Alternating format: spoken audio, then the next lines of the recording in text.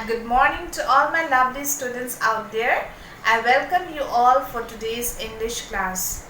I hope you remember, students, that in our last class we have completed our lesson number 3 from the English textbook. The name of the poem was The Caged Bird, right?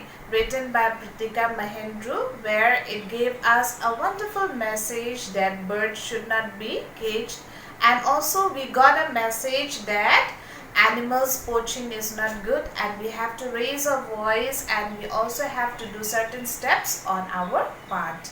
Students, today we are going to start the last lesson for the PT1 course, which is The Man Who Never Lied. Okay, so I will simultaneously do the textbook and workbook together due to time constraints. So today we will start the lesson number 4, that is The Man Who Never Lied, and in your WhatsApp group I will be sending you all 2 voice messages, which you please listen to it and try to answer it, which will be from the English workbook. So we will be doing the textbook and the workbook simultaneously. So what is the main objective of our class for today? In today's class we will try to learn the lesson, read it with correct pronunciation, intonation and voice modulation. We'll also come across some new words which will help us to add up to our vocabulary, and the lesson gives us a wonderful message that truth always wins. It motivates us to speak truth in each and every situation. Students, tell me, how many of you have lied in your life? I'm sure at any point of time we might have lied, right? But after lying, we must have also suffered, right? For that one particular lie, we must have suffered. So, lying is not good. Even in India, we have the slogan that Satyamev Jayate. It speaks that truth always wins. So, this lesson speaks about that.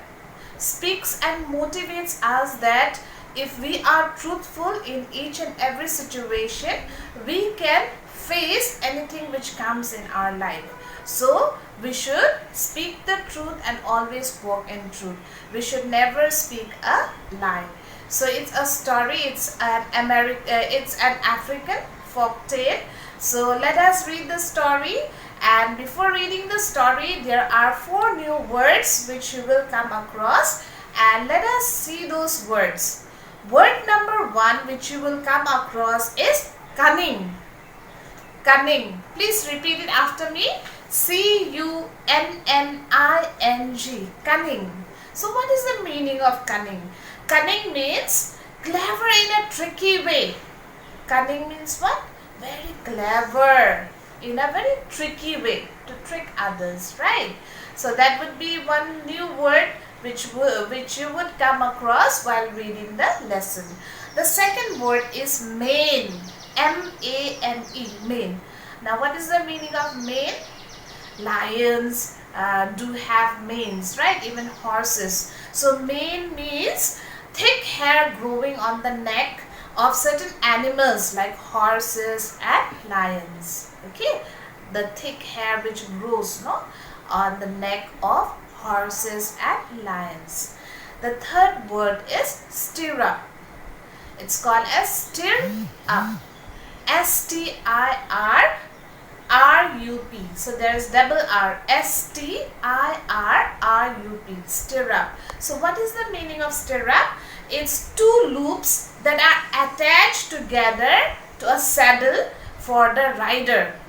So for the rider, I'm sure most of you have seen some of the riders riding horses, no? So there are 2 loops tied together, and the rider would just put his leg on the particular stirrup and then rise and sit on top of the horse or any animal which he or she wants to ride.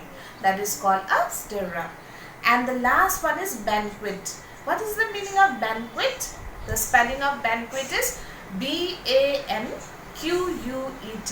Banquet means a grand feast Like when there's a wedding, or when there's a birthday, you give a grand feast, right?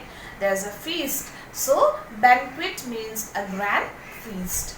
So I hope you have understood the meaning of these 4 words.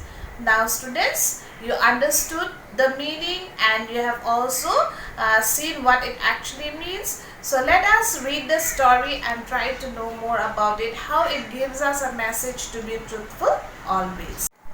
So students, the name of the lesson, I have already mentioned you that the name of the lesson is The Man Who Never Lied, right? And as we begin the lesson, we have also seen the 4 new words, and in the beginning of the lesson you would see some tongue twisters given there. Tongue twisters are a great way to practice and improve pronunciation. So when we pronounce words, tongue twisters actually help us. Okay, and given below are a few tongue twisters. Say them as fast as you can. This you can try it at home. I'm going to read. There are 4 tongue twisters given there. You can see it in page number 24 of your English textbook. The first one is, I scream, you scream, we all scream, ice cream. So these tongue twisters are supposed to be said very fast, like I scream, you scream, we both scream, ice cream. I scream, you scream, we all scream, ice cream. I scream, you scream, we all scream, ice cream. Like that you are going to try. It will improve your pronunciation. Alright student, the next one is, she sells on the seashore. Okay, this is quite a tough one. Number 3 is, he threw 3 free throws. And the last one is, Vincent, the very vicious vacuum vampire, visited Victor von Viking, the vegetarian vampire, vacationing in Valentine's Day. So it's a difficult one and a long one, lengthy one. You can try those tongue twisters. So let us first start the lesson. Let us read a story of a man who never lied. So it's a story about a man, very unique man, because he had never lied in his life. Okay. Once upon a time, there was a wise man named Abu who never lied. All the people in the land knew about his honesty. So, once upon a time, there was a man. So, the name of the man was Abu. And what was the special peculiarity about Abu that made him so well known among his friends, among his neighbors, among everybody else in the town, was that he never lied. So each and every one of them knew that he was a very, very honest person. So see, this one character, one quality of Abu which made him famous was that he was very honest. So students, we want to be very famous, well known, right? The only thing which can make us famous or well known is our character, is what actually we are, not our appearance. These days, many of us, we just want to show our outward, right? We want to show our appearance, wearing branded clothes, getting new things, gadgets, and many more materialistic things, right? We want to show off with that. But a real man is known from within, what kind of character or quality he possesses, he or she possesses. So see, Abu was a very honest man and he was very well known for his honesty. Everybody knew that he was very, very honest and he never lied. The king heard about Abu and wanted to meet him.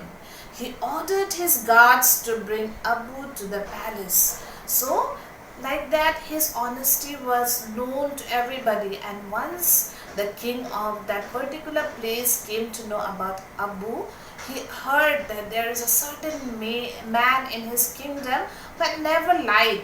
So he said that, okay, bring the man to me. I would like to meet him and I would like to see how honest he is. Okay. So he ordered his guards and he asked his guards to bring Abu to the palace. The king asked, Abu, Is it really true that you have never lied? So Abu was being brought in front of the king, and then the king asked, Abu, is it true that you have never lied in your entire life? So what would be the response of Abu? Let us see.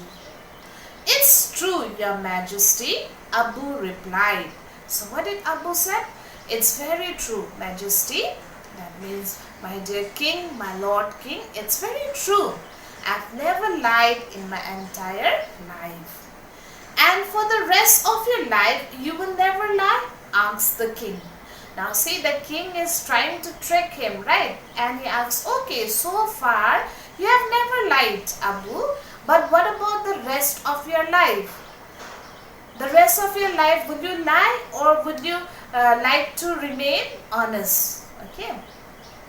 I'm absolutely sure about that, your majesty. So he said that I'm absolutely sure that I will remain honest throughout my life. So when he gave that response to the king was also surprised. Like, how could he be so sure that he is not going to lie in the coming days of his life? Okay. Alright, continue to tell the truth, but be careful. A lie is cunning and it can slip off your tongue easily. Okay. Now the king said that, alright, you continue to speak the truth. That's very good. You please do that. But be careful, because a lie is very, very cunning. Cunning means it's very tricky. Once you speak a lie means one lie can ruin your life. I think many of you also, you have observed in your life, it's your experience that if you happen to lie even for a small reason, just to hide that one lie, just to hide it, you have to speak another lie and another lie, right? Because supposingly, if you have got a homework from school and you don't feel like doing the homework many a times, right? And your mommy would be asking you, my dear child, you have done your homework. Then you would say that, no mama, I don't have homework. So mommy would say, what about English homework? No mama, I did not get. So for one lie you are lying, another you are adding another lie, right? Okay, then mama would say, maths, I didn't get. So you are speaking a lot of lies just to cover up your first lie, right? So it's just an example. Like that in life, if we happen to speak a lie, it happens to ruin our life. It happens to make us into trouble. It creates a lot of trouble. So it's better to speak the truth and face whatever problem or situation we are in, instead of speaking lies and then getting into trouble. So here Abu was very, very sure that he is never going to speak a lie in his entire life. And then the king said that, okay, fine, you keep on saying the truth, be truthful, be honest, because a lie is very, very cunning, very tricky, and it can slip off your tongue easily. Slip off your tongue easily means any moment, in any of the circumstances, it might just come out of your mouth. Even though you don't plan to lie it may automatically just come out from your mouth. That is what the king wants to tell Abu. Okay. After a few days, the king called Abu to his palace again. And when Abu arrived, the king was about to leave on a hunting trip. So what happened? After a few days, the king again, he called Abu to his palace. Okay. This time what happened? When the king called Abu to his palace, he was about to leave from the palace. The king was about to leave from the palace. Let us see what will happen next. When Abu arrived, the king was about to leave on a hunting trip. So the king was going for a hunting trip. As most of us we know, no, in olden days the king used to entertain themselves by doing what? By going for hunting and other sorts of activities, right? So here also the king was planning to go for a hunting trip, and that time only Abu came. There was a big crowd near the palace. Since the king was going out for the hunting trip, there were many people maybe gathered together just to see the king, where he is going, right? So there was a big crowd near the palace. The king was holding his horse by its mane, and his left foot was in the stirrup. So I have already told you what is the meaning of mane. The thick hairs which is grown on the neck of animals like horses and lions. So here the king, what did he do? The king was holding his horse by its mane, so holding the horse on its hair on the neck, right? And his left foot was in the stirrup. Left foot on the stirrup, I have already told you that it's the loops that are attached to a saddle for the rider, no? So his foot was there on the stirrup. Okay, he ordered Abu, I want you to go to my summer palace where the queen lives. So he ordered to Abu, Abu, come here. Then Abu came, right? And when Abu came, he told Abu that you please go to my summer palace. During olden times, the king used to marry many, he used to have many queens as well, right? And he used to have many palaces. So he would make a separate palace for his queen, right? So he said that my queen lives in the summer palace. You go there and please give an important information to my queen, that tell the queen that I will join her for lunch today. He's saying that please go and inform her, as I'm very busy, I'm going for the hunting trip. Please go and inform the queen that I will be coming and visiting her today, and I will have a lunch with her. So ask her to prepare a big banquet. You will also have lunch with me. Okay, so the king said that ask the queen to prepare a big banquet. That means a grand feast. I have already told you the meaning, right? A grand, very grand feast. And also I invite you, please you also come and have a feast with us. Come and join us for the lunch. So it's quite a surprising thing that the king is asking Abu to do, right? It may be a trick, it may be the king was very generous. So we are going to stop our class here for today. In our next class we'll continue it, and we'll try to know why did the king ask Abu to give the information to the queen, why not any office soldiers or guards, and what will actually Abu do? Will he convey the message to the queen, or is he going to deny? So it's a very interesting story. Students, will wind up here for today. So then please read it, and the new words please write it in your copy, and also its meaning along with one new sentence each with the new words which we have learned in our today's class. And also I would like to mention you all that the workbook exercises, the video clips which I have sent you, please listen to it, do the exercises as well. So keep on learning, students. Stay safe, healthy, be honest and truthful. I shall see you all in my next class. Bye-bye.